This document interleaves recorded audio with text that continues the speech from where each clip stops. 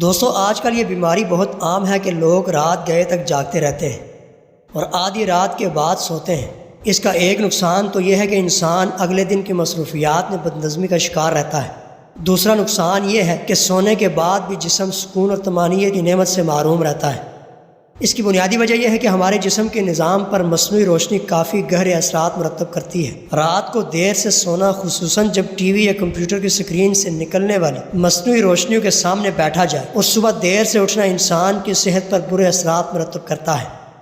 رات کو جلدی سونا اور صبح جلدی اٹھنا انسان کو صحت مند، مالدار اور عقل مند بناتا ہے۔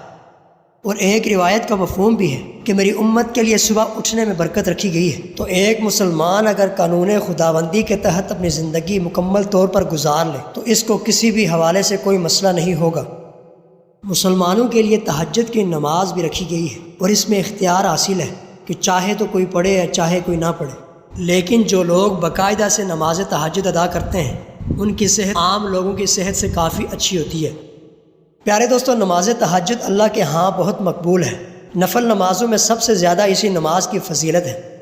قرآن مجید میں تہجد کی فضیلت کے حوالے سے ذکر ہے کہ بے شک پرہیزگار باغوں اور چشموں میں لطف اندوز ہوتے ہوں گے، ان نعمتوں کو کیف و سرور سے لیتے ہوں گے جو ان کا رب انہیں لطف و کرم سے دیتا ہوگا۔ بے شک یہ وہ لوگ ہیں جو دنیا کی زندگی میں نیکی کرنے والے تھے، وہ راتوں کو تھوڑی دیر سوتے تھے اور رات کے پچھلے پہر میں مغفرت طلب کرتے تھے، اور احادیث نبویہ سے اس کی فضیلت ملتی ہے۔ حضور نبی مکرم علیہ السلام نے فرمایا، تم لوگوں کو چاہیے کہ رات کو قیام کرو، اس لیے کہ تم سے پہلے نیک بندوں کی بھی عادت یہی تھی۔ یہ تمہارا اپنے رب سے قربت حاصل کرنا ہے، یہ عمل تمہاری برائیوں کو مٹانے والا ہے اور تمہیں گناہوں سے بچانے والا ہے۔ ناظرین گرامی، تہجد کی فضیلت کا اندازہ اس روایت سے بھی ہوتا ہے کہ نبی مکرم علیہ السلام نے ارشاد فرمایا کہ جنت میں ایسے شفاف کمرے ہیں جن کے اندر سے باہر کا سب کچھ نظر آتا ہے اور باہر سے اندر سب نظر آتا ہے، اور اللہ نے یہ ان لوگوں کے لیے تیار کر رکھے ہیں جو نرم انداز میں گفتگو کرتے ہیں، غریبوں کو کھانا کھلاتے ہیں، اکثر روزے رکھتے ہیں اور راتوں کو اٹھ کر نمازیں پڑھتے ہیں کہ جب لوگ سو رہے ہوتے ہیں۔ اور حضرت ابو ہریرہ فرماتے ہیں کہ نبی مکرم علیہ السلام نے فرمایا کہ جب رات کا تہائی حصہ باقی رہ جاتا ہے تو اللہ تعالیٰ آسمان دنیا پر نزول اجلال فرماتا ہے کہ کوئی میرے حضور دعا کرنے والا ہے کہ میں اس کی دعا کو قبول کروں، اور ہے کوئی سوال کرنے والا میں اس کا سوال پورا کروں، اور ہے کوئی بخشش چاہنے والا کہ میں اسے بخش دوں۔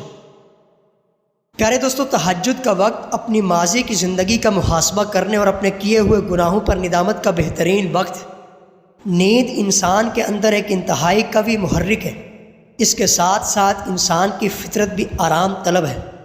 رات کو عبادت کے لیے اٹھنا اور دیر تک کھڑے رہنا طبیعت کے خلاف ہے، اور نفس اس وقت آرام کا مطالبہ کرتا ہے۔